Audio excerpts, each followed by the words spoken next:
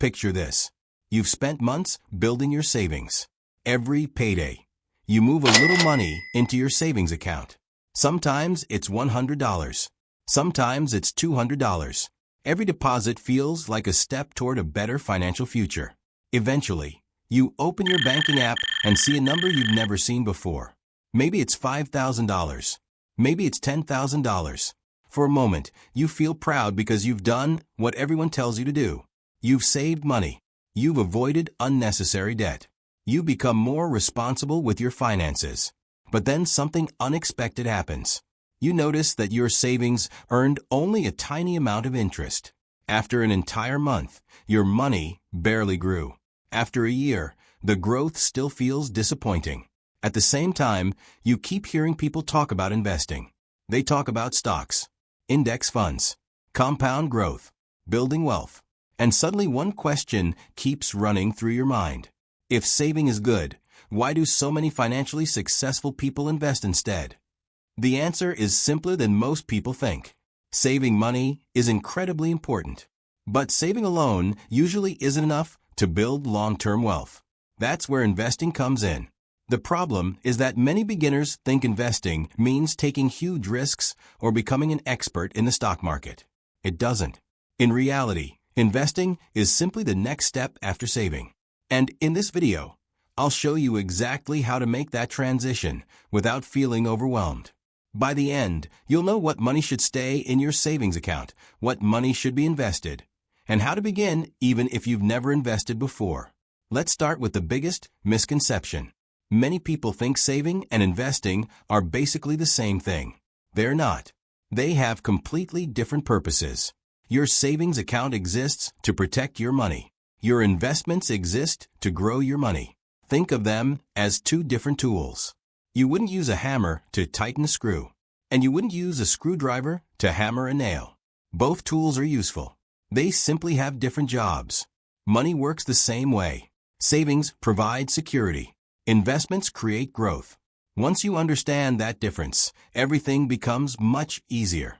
Let's look at a simple example. Imagine you have $10,000 sitting in a savings account earning around 1% interest. After 1 year, you'll earn roughly $100.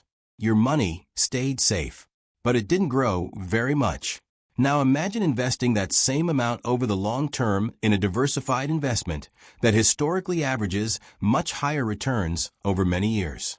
The difference after 1 year may not seem dramatic, but after 10, 20, or 30 years, the gap becomes enormous.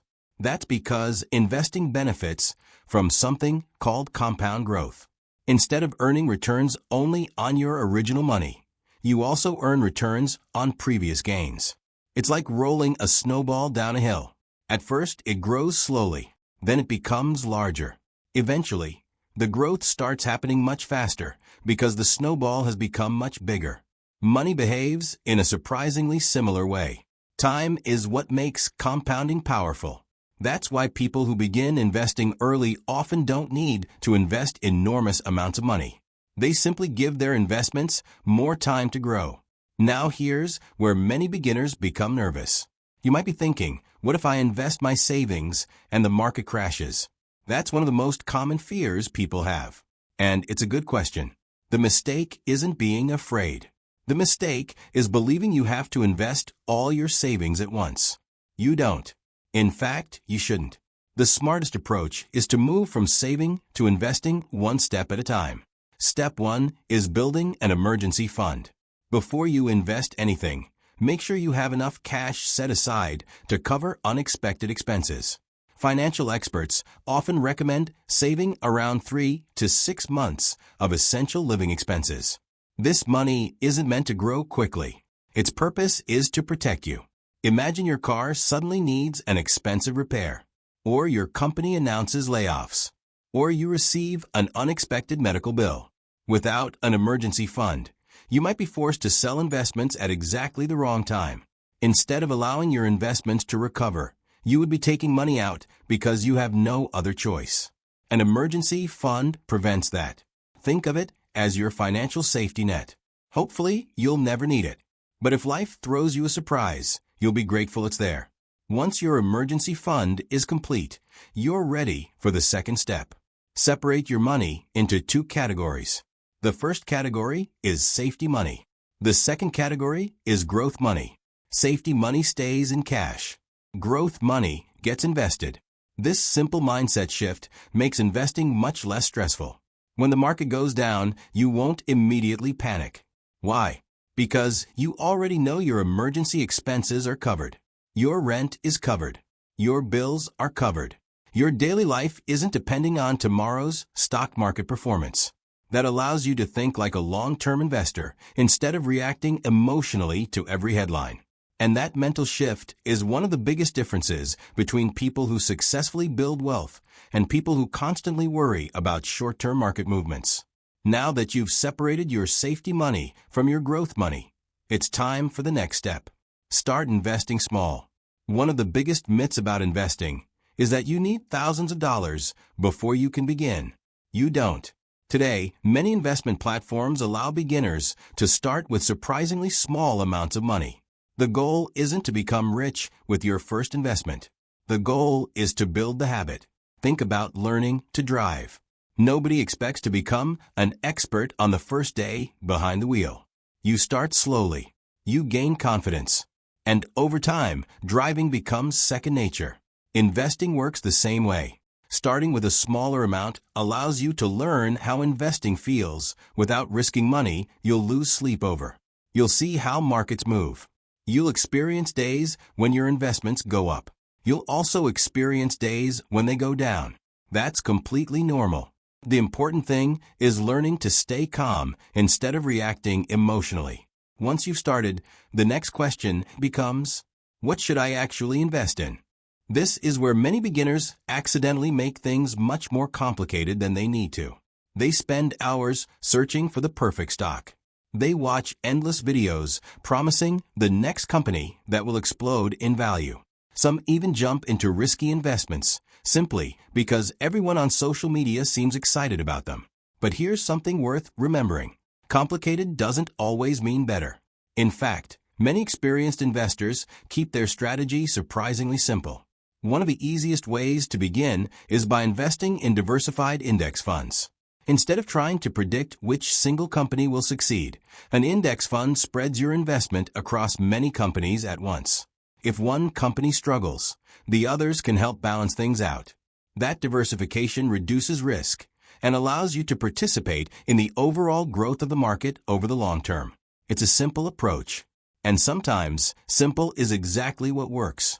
Now let's talk about the habit that has created more wealth than almost anything else. Consistency. Imagine two people.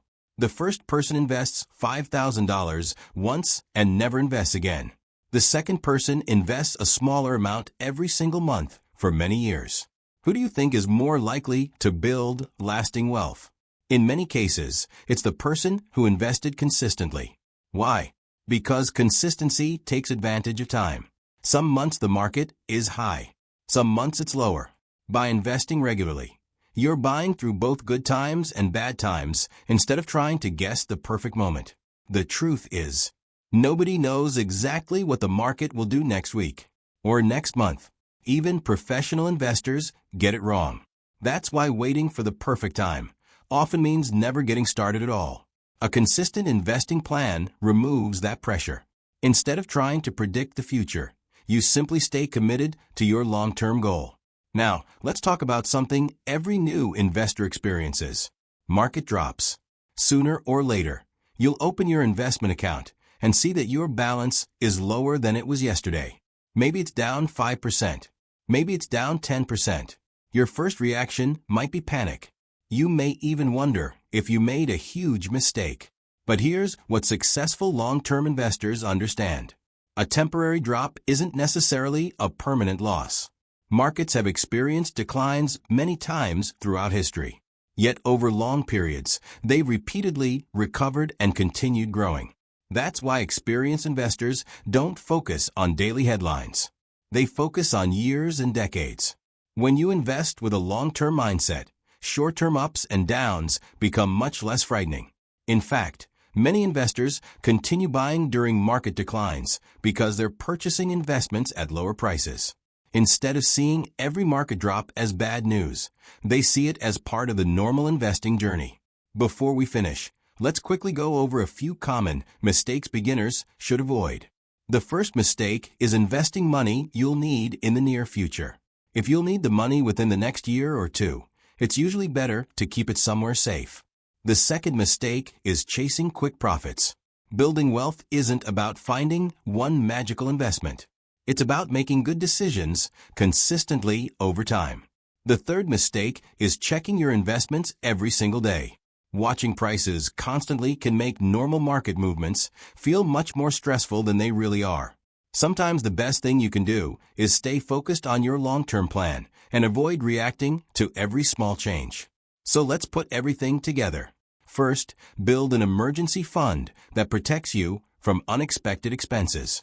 Second, separate your money into safety money and growth money. Third, start investing with an amount you're comfortable with. Fourth, choose simple, diversified investments instead of chasing the latest trend. And finally, stay consistent and give your investments time to grow.